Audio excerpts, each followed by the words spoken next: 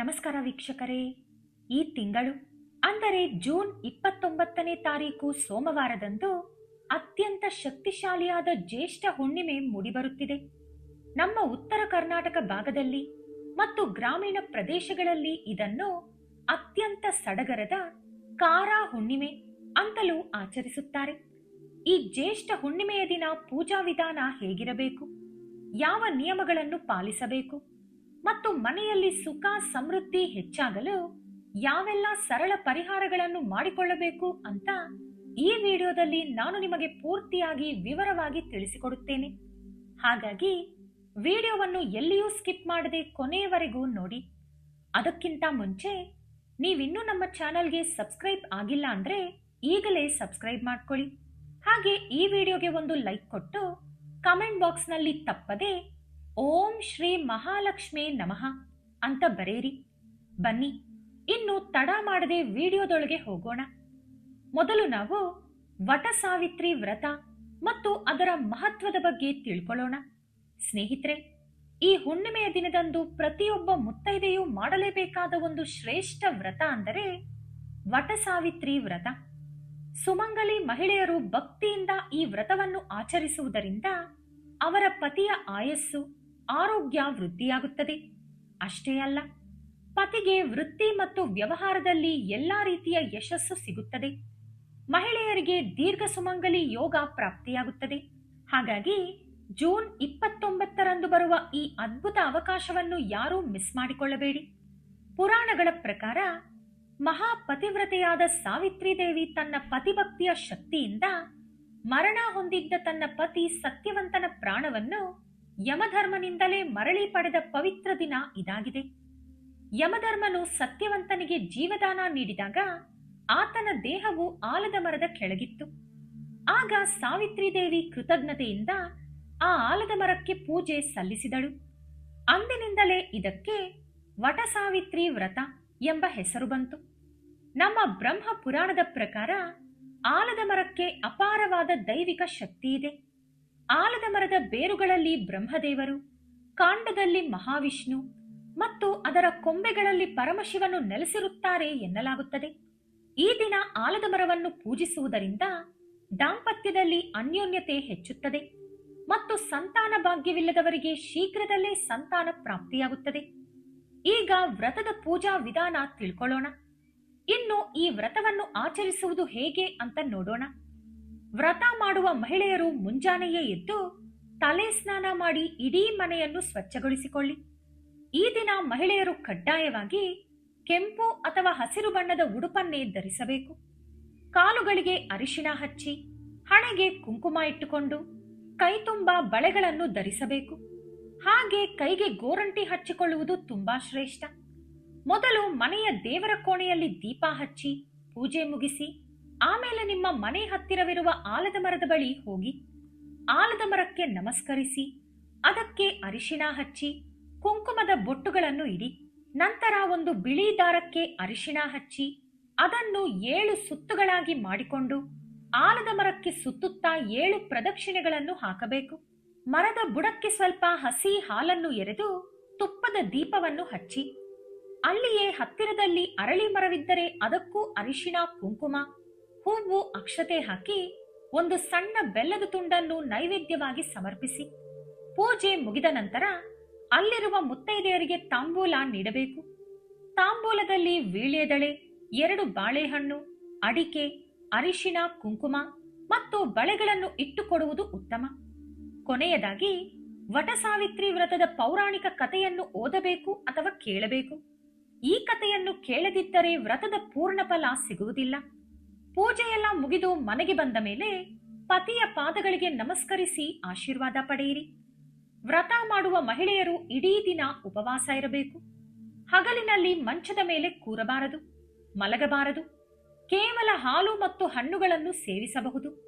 ಸಾಯಂಕಾಲದ ಪೂಜೆಯ ನಂತರವೇ ಊಟ ಮಾಡಬೇಕು. ಇನ್ನು ಈ ದಿನ ಆಲದ ಮರಕ್ಕೆ ನೀರು ಹಾಕುವುದರಿಂದ ನಿಮ್ಮ ಪಿತೃದೇವತೆಗಳಿಗೆ ಸ್ವರ್ಗ ಪ್ರಾಪ್ತಿಯಾಗುತ್ತದೆ ಎಂಬ ನಂಬಿಕೆಯೂ ಇದೆ. ಲಕ್ಷ್ಮೀದೇವಿ ಮತ್ತು ಮಹಾವಿಷ್ಣು ಆರಾಧನೆ ಮತ್ತು ಸರಳ ಪರಿಹಾರಗಳು. ಸ್ನೇಹಿತರೆ, ಈ ದಿನ ಜ್ಯೇಷ್ಠ ಹುಣ್ಣಿಮೆಯೂ ಆಗಿರುವುದರಿಂದ ಇವತ್ತು ಲಕ್ಷ್ಮೀದೇವಿ ಮತ್ತು ಮಹಾವಿಷ್ಣುವನ್ನು ಆರಾಧಿಸಿದರೆ ಅಖಂಡ ರಾಜಯೋಗ ಒಲಿದು ಬರುತ್ತದೆ. ಹುಣ್ಣಿಮೆಯ ದಿನ ಸಾಕ್ಷಾತ್ ಮಹಾಲಕ್ಷ್ಮಿ ಪ್ರತಿಯೊಬ್ಬರ ಮನೆ ಬಾಗಿಲಿಗೆ ಬರುತ್ತಾಳಂತೆ. ಹಾಗಾಗಿ ನಿಮ್ಮ ಮನೆಗೆ ಲಕ್ಷ್ಮಿ ಐಶ್ವರ್ಯದೊಂದಿಗೆ ಬರಬೇಕಾದರೆ ಈ ಕೆಲಸಗಳನ್ನು ತಪ್ಪದೇ ಮಾಡಿ. 1. ಮನೆ ಬಾಗಿಲಿನ ಅಲಂಕಾರ. ಮನೆಯ ಸಿಂಹದ್ವಾರವನ್ನು ಸ್ವಚ್ಛಗೊಳಿಸಿ ಹೊಸ್ತಿಲಿಗೆ ಅರಿಶಿನ ಹಚ್ಚಿ ಕುಂಕುಮದ ಬೊಟ್ಟಿಡಿ. ಬಾಗಿಲ ಮುಂದೆ ಅಷ್ಟಾದಳ ಪದ್ಮದ ರಂಗೋಲಿ ಹಾಕಿ ಮುಖ್ಯ ಬಾಗಿಲಿನ ಮೇಲೆ ಓಂ ಅಥವಾ ಸ್ವಸ್ತಿಕ್ ಚಿಹ್ನೆಯನ್ನು ಬರೆದು ಸಾಂಬ್ರಾಣಿ ಧೂಪವನ್ನು ಹಾಕಿ. ಇದರಿಂದ ಲಕ್ಷ್ಮೀದೇವಿ ಸಂತೋಷದಿಂದ ನಿಮ್ಮ ಮನೆಗೆ ಹೆಜ್ಜೆ ಇಡುತ್ತಾಳೆ. 2. ಕ್ಷೀರಾನ್ನದ ನೈವೇದ್ಯ. ಈ ಶುಭ ದಿನದಂದು ಮನೆಯಲ್ಲಿ ಹಾಲು ಉಕ್ಕಿಸಿ ಪಾಯಸ ತಯಾರು ಮಾಡಿ ಲಕ್ಷ್ಮೀದೇವಿಗೆ ನೈವೇದ್ಯ ಅರ್ಪಿಸಿ. ಮನೆಯಲ್ಲಿ ಹಾಲು ಉಕ್ಕಿಸುವುದರಿಂದ ಧನಾಧಾನ್ಯಗಳಿಗೆ ಎಂದಿಗೂ ಕೊರತೆಯಾಗುವುದಿಲ್ಲ. ದೇವರ ಕೋಣೆಯಲ್ಲಿ 2 ತುಪ್ಪದ ದೀಪಗಳನ್ನು ಹಚ್ಚಿ ಓಂ ಶ್ರೀ ಮಹಾಲಕ್ಷ್ಮೇ ನಮಃ ಮತ್ತು ಓಂ ನಮೋ ಭಗವತೆ ವಾಸುದೇವಾಯ ಮಂತ್ರಗಳನ್ನು ಜಪಿಸಿ. 3. ತುಳಸಿ ಪೂಜೆ. ಹುಣ್ಣಿಮೆಯ ದಿನ ಮಾಡುವ ತುಳಸಿ ಪೂಜೆಗೆ 10 ಪಟ್ಟು ಪುಣ್ಯ ಸಿಗುತ್ತದೆ. ಬೆಳಗಿನ ಬ್ರಾಹ್ಮಿ ಮುಹೂರ್ತದಲ್ಲಿ ಅಥವಾ ಸಾಯಂಕಾಲ 6 ಗಂಟೆಯ ನಂತರ ತುಳಸಿ ಗಿಡಕ್ಕೆ ಸ್ವಲ್ಪ ಹಸಿ ಹಾಲು ಎರೆದು ಅರಿಶಿನ ಕುಂಕುಮ ಹೂವು ಸಮರ್ಪಿಸಿ ತುಪ್ಪದ ದೀಪ ಹಚ್ಚಿ 5 ಪ್ರದಕ್ಷಿಣೆ ಹಾಕಿ. ಅಷ್ಟೈಶ್ವರ್ಯಗಳು ನಿಮ್ಮದಾಗುತ್ತವೆ. 4. ದಕ್ಷಿಣಾವರ್ತ ಶಂಖ. ಈ ಜ್ಯೇಷ್ಠ ಹುಣ್ಣಿಮೆಯಂದು ಒಂದು ಸಣ್ಣ ದಕ್ಷಿಣಾವರ್ತ ಶಂಖವನ್ನು ಮನೆಗೆ ತಂದು ಹಾಲಿನಿಂದ ಅಭಿಷೇಕ ಮಾಡಿ ದೇವರ ಕೋಣೆಯಲ್ಲಿಡಿ. ಇದು ನಿಮ್ಮ ಇಡೀ ಕುಟುಂಬಕ್ಕೆ ಅತ್ಯಂತ ಅದೃಷ್ಟ ತರುತ್ತದೆ. 5. ದೃಷ್ಟಿದೋಷ ನಿವಾರಣೆಗೆ ಸ್ಫಟಿಕ. ನಿಮ್ಮ ಮನೆಯ ಏಳಿಗೆಯನ್ನು ನೋಡಿ ಹೊಟ್ಟೆ ಕಿಚ್ಚು ಪಡುವವರ ನರದೃಷ್ಟಿ ದೂರಾಗಲು ಒಂದು ಕೆಂಪು ಬಟ್ಟೆಯಲ್ಲಿ ಸ್ಫಟಿಕದ ಕಲ್ಲನ್ನು ಕಟ್ಟಿ ಮನೆಯ ಮುಖ್ಯ ದ್ವಾರಕ್ಕೆ ನೇತು ಹಾಕಿ. ನರದೃಷ್ಟಿ ತಕ್ಷಣ ನಿವಾರಣೆಯಾಗುತ್ತದೆ.